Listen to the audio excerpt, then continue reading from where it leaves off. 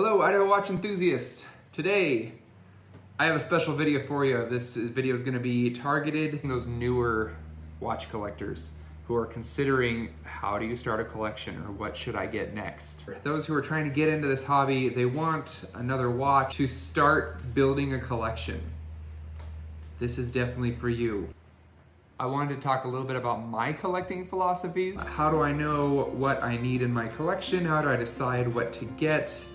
I'm gonna have some things to consider. I have some boxes that I like to check. Honestly, it's always been my belief that a gentleman should have 3 watches. So I'll talk about what those are, and I thought this would be a great opportunity to show a mini collection within my collection. Let's dive right in. Before we get started, I got my wristwatch check. Today I'm wearing my circa 1965 Elgin. This is from a transitional period in the company's history when they went from being American made to actually putting Swiss movements in their watches. Beautiful 14 karat gold plated watch with that big domed Hesalite crystal. And I really wanted to show this watch. It's not properly set because it's got such a unique movement. I wanted to showcase it, give it a couple winds here. This has something I don't see very often. You actually push the crown down in order to change the date.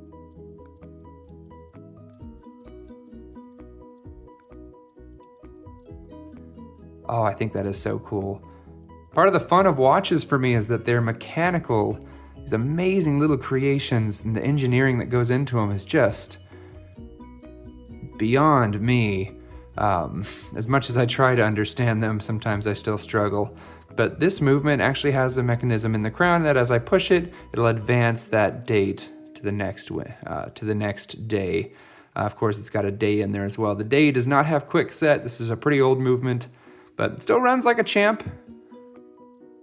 I actually bought this from Del Rey Watches, so shout out to Fed. He delivered. Love this little thing. Yeah, very cool watch. Swiss movement in a American-made, at the time, brand. I think Elgin is still being made, but not like this. Vintage Elgin on the wrist. And let's dive into how do I collect? What should you look at when you're collecting? And some nice boxes that I think should be checked. So I've picked out 3 watches from my collection that make a perfect mini collection. The first point I want to touch on is how do you collect? It's my opinion that every gentleman should have 3 watches. A special occasion piece, something to reach for when you need to dress up a little bit. Maybe you're going to a wedding, right? Something fancy. Maybe a company party. You should have a daily wear, something that you can kind of grab for anything. It's grab and go. It can be dressed up. It can be worn with blue jeans. It should have a little bit of durability to it. And then you should have something you can beat up, something with some water resistance, something with some utility. And I've chosen these 3 watches to represent an ideal 3 watch collection within my full watch collection. I've chosen these 2 specifically as they both have 20mm straps. So I could get some leather straps and dress them up. I could use different NATO straps and they can share. I can switch it up and keep it fresh. And this watch being on a bracelet and quartz, I can use it to set the other watches. Because it has a battery, it's always going to be ticking. And if I haven't worn these 2 for, it's about 35 hours, this one's about 50 hours. After that time, they will stop ticking and I'll use this to reset them. The daily wear, something that is good for any occasion. I've chosen the Seiko Sarb 033. Beautiful signed crown, sapphire crystal, shockingly good lume. It actually does glow as I dim the lights. I'll be able to show that. Lume video for the Sarb 033. Super legible, easy to read in the dark, not a problem. I usually wear mine on a leather strap, though I've put it back on the bracelet recently, and it's a great bracelet. I'm very happy to strap it on in the morning. So how is this a daily wear watch? Even though it's technically a dress watch, it is actually very durable with the sapphire crystal and 100 meters of water resistance. So perfect. That water resistance really speaks to the durability of a case. Can it handle rain? Can it handle... I was actually just at the park playing in the splash pad with my family. Can it handle little bumps and tumbles? Yes, it can. Modern Seiko movements are typically built with something called DiaShock, which means that this little spring, oh, there we go, that you see moving right there, bouncing back and forth, is actually on a shock absorbing system, so it can handle a little bit of a bump. This watch has lume, so I'm good if it's dark out. And you know what? I think it wears well.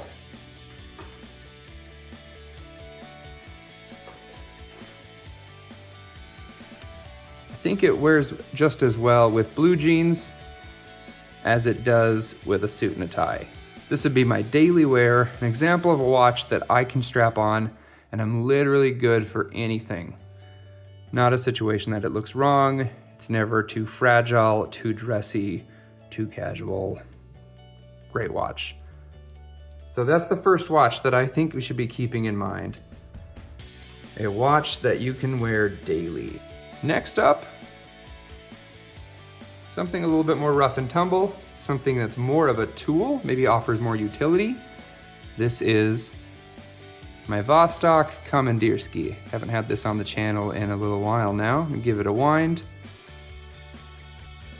So this has, technically it's 20 bar water resistance, which means 200 meters of water pressure is what it's rated for. But the Vostoks have a very cool technology that you don't see in a lot of watches. So the way that they are designed, I'm gonna take some of this strap off here, is there's actually a large gasket in the back. And as the water pressure builds, it'll push that gasket tighter. You can see there's a ring holding the case back on. It's a very unique system. Really, really cool stuff. I like this kind of technology. And the idea is, as water pressure increases, it actually pushes the watch tighter and it becomes more water resistant.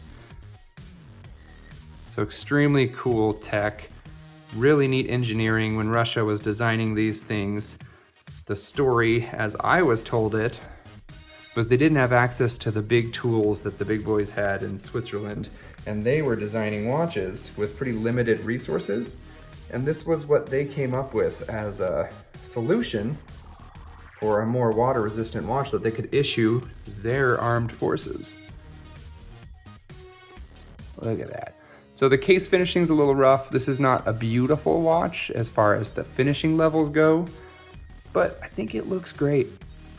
And there is some brushing, there is some different texturing and direction to the brushing. There's some different finishings. The bezel is just a friction bezel, so it rotates either way. Doesn't have any clicks to it or stopping points, but it is still useful to set timers. So you line up that minute hand with that little arrow and you can run a timer and see how long something's been going since you lined up the arrow. It does have a screw down crown and it has lume. So I can wear this through water. I can wear this for anything a little bit more rugged. And I think you need to know the time. You need this as a tool. You can reach for that, but you don't necessarily want to reach for it to dress up, and that's all right. So you got to have something rugged. Maybe you're going to the gym, maybe you're doing sports. You got to have something for the daily wear that's ready for more occasions. But you know what? Sometimes you do need something special, something to dress up. That's where this comes in. This is the Baume & Mercier Riviera. So if I had to build a 3-watch collection, I would use this as my dress watch. And you know what? The way I wear it, because it has less water resistance, it is quartz, which allows it to be very thin, so it's not mechanical. It actually has a battery. The way I wear it, because it's nice and thin, and it is very elegant, the Roman numerals and the very simple dial, I wear it like a dress watch. This watch, I'll never really be able to show it the way I want on camera, but it actually has some texturing to that dial. In the center of it, it has the Greek symbol for balance. It's also on the crown. When the hands line up, they actually form that symbol as well. And of course, it's on the case back as well. And because this watch has about 50 meters of water resistance, it's much thinner and more elegant with those Roman numerals. I think it makes a perfect dress watch for the collection that I'd wear on special occasions. If you want to see the last time I wore this watch, I was up in Hailey, Idaho. Check out that short. I'll link it in the description below. We have a sports watch, a daily wear, ready for anything, and a special occasion piece. Within these 3 watches, I have 2 that share the same lug width, and I have a quartz watch. And I think you can get all your bases covered with all of these. Sometimes. That's it for today. Thank you so much for watching. I appreciate the most recent subscribers. We've seen that number go up a little bit, and I love it. So thanks a lot. And this is your reminder to wear your watches. Today's video won't be super long.